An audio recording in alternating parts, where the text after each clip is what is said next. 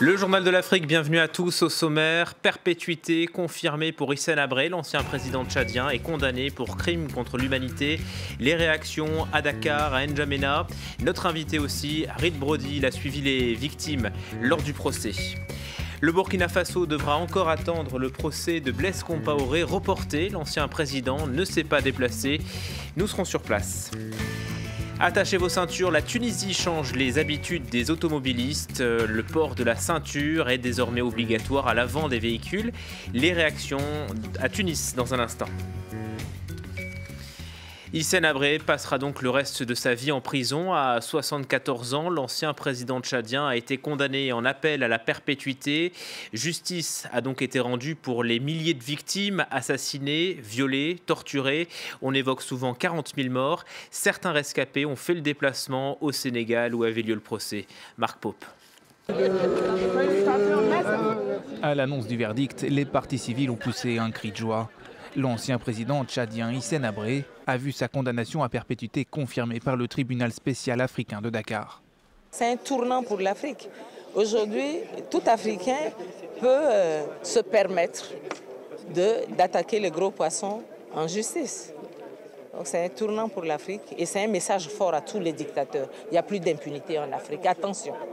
La Cour a ainsi validé le jugement en première instance rendu le 30 mai 2016 et qui reconnaissait Hissène Habré coupable de crimes de guerre, crimes contre l'humanité, torture et viol. Ce dernier chef d'accusation a finalement été infirmé en appel. Le tribunal a également fixé à 82 milliards de francs CFA, soit plus de 125 millions d'euros, le préjudice qu'Hissène Habré devra verser auprès des 7400 victimes. Les avocats de l'ancien président dénoncent un procès truqué. Bon, c'est une décision attendue, une condamnation inique par un tribunal hors la loi qui a poursuivi un contrat, l'exécution d'un contrat qui lui a été donné par l'Union africaine et le résultat d'une procédure totalement inéquitable. Ce verdict vient mettre un terme à un procès inédit. Il fait la lumière sur les exactions commises entre 1982 et 1990, à l'époque où Hissène Habré était président du Tchad. Le début de son règne a été marqué par la répression. Ses opposants, qu'ils soient réels ou supposés, sont arrêtés et puis torturés. Une commission d'enquête estime à plus de 40 000 le nombre de personnes mortes ou exécutées sous sa présidence. Dakar, où l'on retrouve notre invité Reed Brody. Bonsoir, merci d'être avec nous. Vous êtes avocat, conseiller juridique de Human Rights Watch et vous avez accompagné les victimes d'Hissène Habré dans ce procès. On imagine leur et votre sentiment, c'est le soulagement ? C'est le soulagement, c'est l'immense satisfaction, c'est le devoir accompli. Les victimes qui n'ont jamais perdu espoir, qui ont lutté avec ténacité, avec persévérance pendant 26 ans pour arriver à ce résultat. C'est vraiment le couronnement d'une longue campagne menée en premier lieu par les rescapés eux-mêmes. Le tribunal a défini le montant des réparations, plus de 82 milliards de francs CFA versés à plus de 7000 victimes. Est-ce que c'est suffisant ?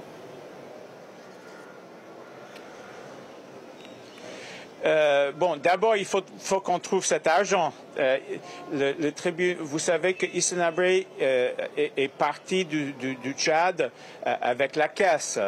Il a emporté avec lui des sommes énormes. Même juste dans les derniers jours de sa règne, on a les chèques qu'il a payés lui-même. Et il est arrivé au Sénégal avec beaucoup d'argent. Et d'ailleurs, c'est pour ça que la justice a pris autant de temps à fonctionner. Mais où cet argent est-il passé?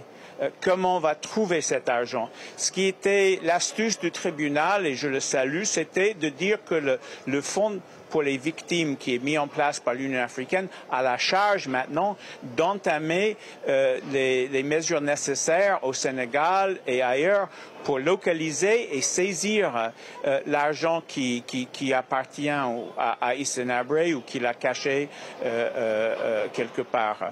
Reed Brody, finalement, il y a un seul homme qui a été jugé et non pas le système dans son ensemble. On pense à l'actuel président Idriss Déby qui était chef des armées à l'époque. Évidemment, bon, pour nous et pour les victimes, l'idée c'était toujours de juger Hissène Habré, qui était le premier responsable, qui a mis le service secret, le DDS, sous ses ordres, qui a lui-même dirigé la répression, qui a signé les documents, qui a reçu des milliers de documents sur le sort des prisonniers. Mais c'est vrai qu'il y a d'autres responsables. Il y a 20 personnes, grâce à l'action des victimes, le Tchad a fait juger 20 ancien sbires de Hissène Habré dans un procès aussi très remarquable à N'Djamena. Maintenant, c'est vrai, Idriss Déby était le chef d'État des armées de Hissène Habré à un moment particulièrement sanglant qu'on connaît comme Septembre Noir.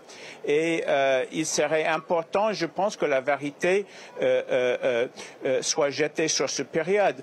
Mais je pense quand même que quand je sais les Tchadiens qui regardaient tous les jours le procès de leur ancien dictateur, organisé non pas par l'actuel dictateur, mais organisé par l'acharnement de la société civile, de personnes comme Suleiman Gengeng, le rescapé qui avait décidé de lutter pour la justice, comme Jacqueline Moudena, que vous avez vu à l'écran, qui a failli être assassiné par un des sbires d'Hissène Habré. C'est quand même un message très important. C'est que les victimes, la société civile, a le pouvoir de déclencher la justice. Et c'est un avertissement, je crois, aussi pour Idriss Déby. Et c'est la première fois qu'un ancien président africain est jugé et condamné en Afrique. C'est aussi la preuve que la justice africaine fonctionne. Écoutez, c'est un exploit.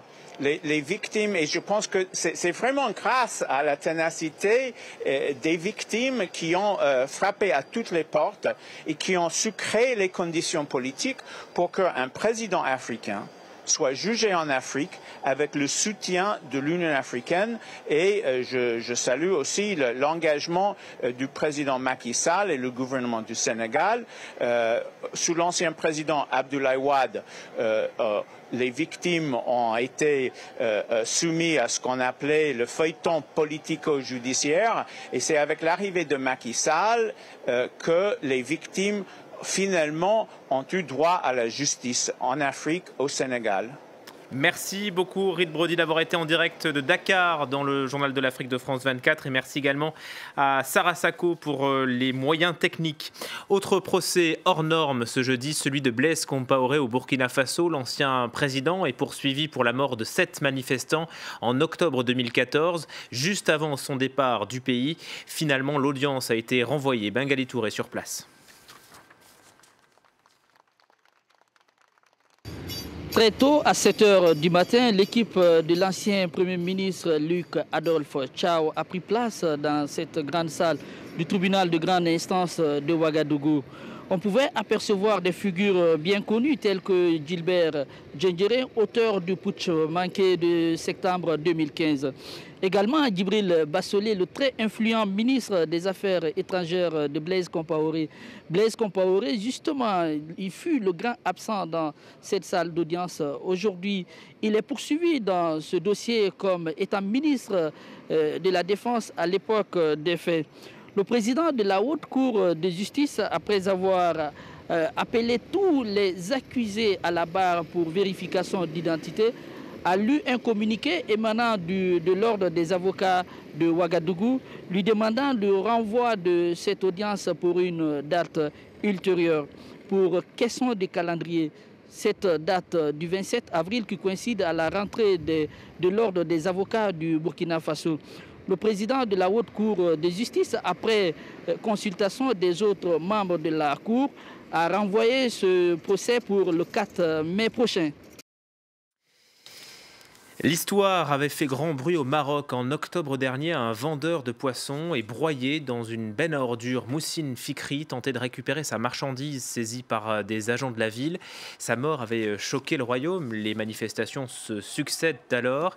6 mois après, la justice s'est prononcée. Des peines de 5 à 8 mois de prison ferme ont été prononcées ce jeudi contre 7 personnes.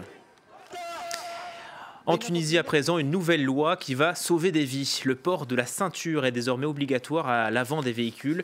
Une demande des associations qui se félicitent. Sandro Luitens, Hamdit Lili à Tunis.